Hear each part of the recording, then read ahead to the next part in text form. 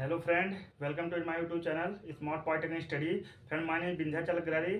Friend, आप लोग कैसे हो? आशा करते हो आप लोग बहुत ही अच्छे और स्वस्थ होंगे। फ्रेंड, आज की इस वीडियो में हम आप लोग को बताएंगे कि पॉलिटेक्निक के मैकेनिकल ब्रांच के बहुत ही प्यारा और महत्वपूर्ण सब्जेक्ट है जिसका नाम है प्रोडक्शन टेक्नोलॉजी। तो आज हम आप लोग को प्रोडक्शन टेक्नोलॉजी के बारे में बताएंगे जिसका नाम है उत्पादन तकनीकी। तो आज की इस वीडियो में हम आप लोग को ये बताएंगे फ्रेंड कि इस चैप्टर में, इस सब्जेक्ट में कौन कौन से चैप्टर आपको पढ़ने हैं और इसके बाद से एक इस चैप्टर में कौन कौन से टॉपिक आपको पढ़ना है। तो जैसे फ्रेंड आप लोग जानते हो, कोई भी सब्जेक्ट, कोई भी चीज़ शुरू करने से पहले हमको उसके बारे में पूरी जानकारी लेनी पड़ती है। तो जानकारी हम, क्योंकि जब जानकारी हमको रहेगा तभी तो हम उस कार्य को अच्छे से संपन्न कर पाएंगे। जैसे आप लोग के गांव में होंगे, आपके ताऊ जी होंगे, आपके बड़े पापा होंगे, अगर घर बनवा रहे होंगे तो आपको मालूम होगा कि वो पहले क्या करेंगे। घर बनवाने से पहले उसके बारे में पूरी जानकारी ले लेंगे कि कितना उनका खर्चा आएगा, जैसे कितना टाली ईटा लगेगा, कितना टाली सीमेंट लगेगा, कितना टाली बालू लगेगा, कितना सरिया लगेगा, सब वो एक इंजीनियर से पता करेंगे। पहले उसको जानकारी लेंगे ना कि कितना कितना मटेरियल लगेगा, तब उसके बाद से उस कार्य को करने में शुरू करेंगे, जिससे उनको एक पता चल जाएगा कि कितना खर्चा आ जाएगा उसको घर बनवाने में। ठीक है फ्रेंड, तो पहले वो क्या करेंगे, उसके बारे में नॉलेज ले लेंगे जिससे उनको काम करने में आसानी होगा। तो इसी तरह फ्रेंड, पहले हमको इस सब्जेक्ट को शुरू करने से पहले हम आप लोग को पहले बता देंगे कि इसमें हमको कौन कौन से टॉपिक पढ़ने हैं, कौन कौन से चैप्टर इसमें पढ़ने हैं और एक एक चैप्टर में कौन कौन से टॉपिक आपको पढ़ने हैं। ठीक है, सिलेबस के अकॉर्डिंग। तो इससे आप लोग को आसानी हो जाएगी पढ़ने में। नहीं तो अगर हम आपको ये ना बताएं, आप डायरेक्ट शुरू कर दे एक चैप्टर पढ़ाना, तो भी आप लोग की दिक्कत हो जाएगा पढ़ने में।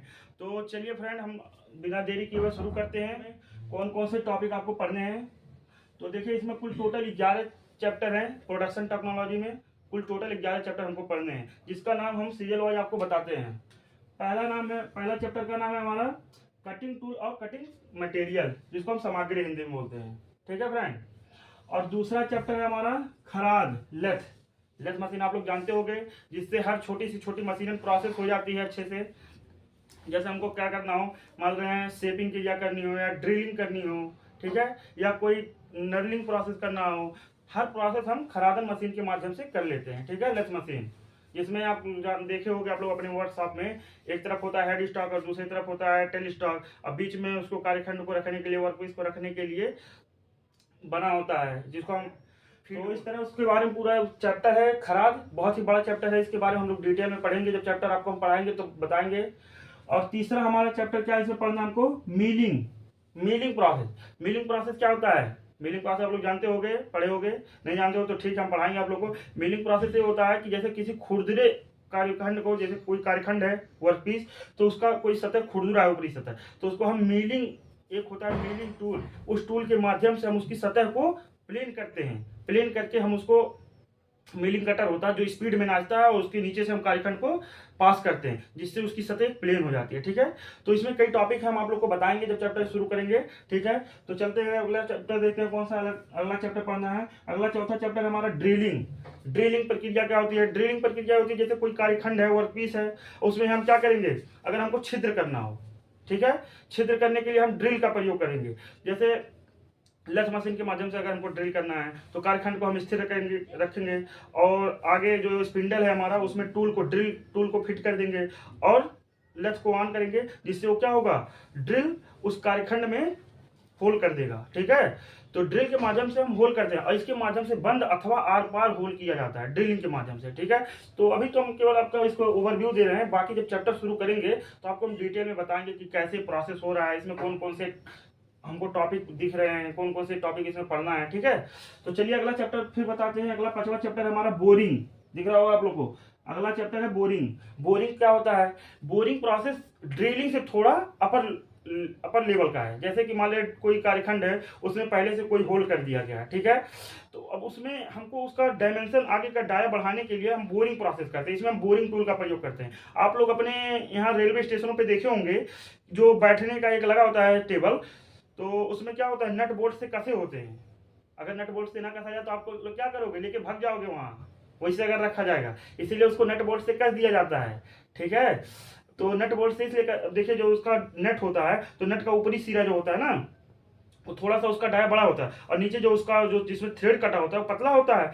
तो उसमें हम क्या करते हैं, जैसे मान रहे हैं अब उसको हम कसना है अगर उसके ऊपर, तो जब कसते हैं उसको, तो जो थ्रेड वाला सिरा होता है वो तो चला जाता है उसमें अंदर, और जो ऊपरी ऊपरी सिरा होता है वो जाकर के एक बड़े से डाया में जाके फिट हो जाता है, ठीक है, जिससे अगर हम लोग हाथ लगाते हैं तो हमारे हाथ में भी नहीं लगता है, ठीक है। आप लोग जाके देख लीजिएगा अगर नहीं देखे होंगे, बाकी वैसे तो आप लोग इतने समझदार हो ही, ठीक है। तो वहाँ हम लोग डाया बढ़ाने के लिए कुछ लेंथ तक उसकी डाया बढ़ाने के लिए हम बोरिंग प्रोसेस करते हैं, ठीक है। तो अभी तो मैं केवल इसके बारे में बता रहा हूँ, बाकी जब शुरू करूंगा इसके बारे में तो पूरा फिगर उगर बना के तो आपको समझाऊंगा, ठीक है। तो अगला चैप्टर देखते हैं क्या है। अगला 6वां चैप्टर हमारा शेपिंग और प्लेनिंग। शेपिंग एंड प्लेनिंग क्या होता है? शेपिंग एक ऐसी प्रोसेस होती है जिसमें कार्यखंड को रख देंगे, उसके ऊपर से एक शेपिंग टूल होता है जिसको चलाते हैं, जिससे उसके जो सतह होती है एकदम प्लेन हो जाती है, ठीक है। प्लेनिंग भी वही होता है, प्लेनिंग नाम से ये स्पष्ट है कि सतह को प्लेन करता है, ठीक है। अगला चैप्टर देखते हैं। अगला 7वां चैप्टर क्या हमारा? ब्रोचन क्या होता है या ब्रोचिंग एक ऐसी प्रक्रिया होती है जिसमें किसी कार्यखंड को हम ब्रोचिंग टूल के माध्यम से वांछित आकृति का सतह प्राप्त करते हैं, ठीक है। अब अगला चैप्टर देख लेते हैं 8वां, जिग और फिक्चर्स। 8वां चैप्टर हमारा जिग और फिक्चर्स। आप लोग जानते होंगे जिग और फिक्चर्स के बिना प्रयोग किए हम कोई भी मशीनिंग प्रक्रिया नहीं कर सकते हैं, क्योंकि जिग एक ऐसी युक्ति होती है जो मशीनिंग प्रक्रिया के अंतर्गत हम कार्यखंड को एकदम मजबूती से पकड़ने के साथ साथ टूल को भी सही दिशा निर्देशित करता है, जिससे क्या होता है, जैसे मान लीजिए हमको ड्रिल करना है सीएनसी मशीन से, तो जो हमारा टूल होता है वो एक निश्चित डायरेक्शन में आकर के कार्यखंड पर मशीनन करता है, होल करता है, ठीक है। तो वो जो जिग होता है ना, वो टूल को सही दिशा निर्देशित करता है प्लस कार्यखंड को मजबूती से पकड़ता रहता है। और जो हमारा फिक्चर्स होता है, फिक्चर्स भी बहुत महत्वपूर्ण भूमिका निभाती है मशीनन प्रोसेस में, जिसमें क्या करता है, केवल कार्यखंड को मजबूती से पकड़ता है, एक टूल को सही दिशा निर्देशित नहीं करता है, ठीक है। तो जिग और फिक्चर्स पढ़ना है हमको 8वें चैप्टर में। और 9वां चैप्टर हमारा होता है कर्तन, तरल और स्नेहन। मशीनन प्रोसेस जब हम कर रहे हैं तो क्या होता है, जब टूल कार्यखंड को काटेगा, जैसे कार्यखंड रोटेट कर रहा है और टूल एक स्थान पे है और जो रोटेट कर रहा है उच्च ताप से, उच्च स्पीड से, और जब टूल हम यहाँ लगाएंगे तो मशीनन होगा, यहाँ से क्या होगा, चिप निकलेगा, छिलका निकलेगा, जिससे यहाँ हीट उत्पन्न होगा, हीट टेम्परेचर इसका हाई होगा। अब इसको हमको अगर यहाँ हम कूलेंट ना डालेंगे, कर्तन तरल नहीं डालेंगे तो क्या होगा, टूल टूट सकता है, ठीक है, या मशीन प्रोसेस सही नहीं होगा, खुरदुरा होगा। इसीलिए हम यहाँ पर कर्तन तरल का प्रयोग करते हैं, कर्तन तरल या स्नेहन का प्रयोग करते हैं, ठीक है। तो हम आपको इस चैप्टर शुरू करेंगे तो बताएंगे। अब चलिए देखते हैं 10वां चैप्टर क्या हमारा। 10वां है अपघर्षण। अपघर्षण क्या होता है? ग्राइंडिंग।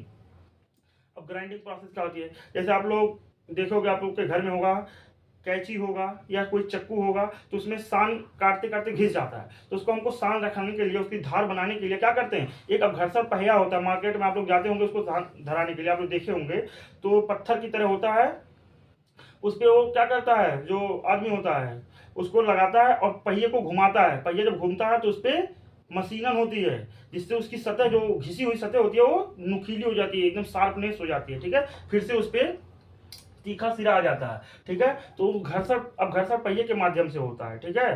तो इसके माध्यम से हम भी मशीन क्रिया करते हैं, जिससे कहीं कार्यखंड को फिट करना हो, हमारे कोना कोना उसका कहीं सही नहीं बैठ रहा है, तो उसको हम घिसने के लिए अपघर्षण पहिए का ही प्रयोग करते हैं। अपघर्षण पहिया वाला चैप्टर बहुत इंपॉर्टेंट है, इससे आपको पेपर में भी काफी क्वेश्चन उठता है, तो आप लोग हम बताएंगे इसके डिटेल में।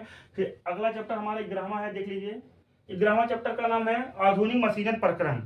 पहले क्या होता था फ्रेंड, जैसे हमको कोई छोटी माइक्रोन में मशीन प्रोसेस करना हो, ठीक है, जैसे जो आप लोग के हेलीकॉप्टर बनते हैं, जहाज बनते हैं, तो वहाँ हम लोग ड्रिल वो नहीं चलाएंगे, लथ मशीन से नहीं होगा, वहाँ क्या होता है ना, गैस वेल्डन के माध्यम से होगा, और फिर उसके बाद से ऐसे आधुनिक मशीन प्रक्रम का प्रयोग करके अल्ट्रासोनिक मशीन के माध्यम से हम उसकी मशीनिंग करते हैं, तब वहाँ पर वेल्डिंग होगा या होल होगा, ठीक है। अगर हम वहाँ ड्रिल चला दिए तो वहाँ ज़्यादा डायमेंशन का होल हो जाएगा, तो हाँ हम लोग इस तरह नहीं करेंगे वहाँ मशीन पर, तो हम आधुनिक मशीन प्रक्रम का प्रयोग करके उस कार्यखंड को फिट करेंगे, ठीक है। तो कुल टोटल हमको 11 चैप्टर आप लोग पढ़ने हैं इस सब्जेक्ट में, प्रोडक्शन टेक्नोलॉजी में।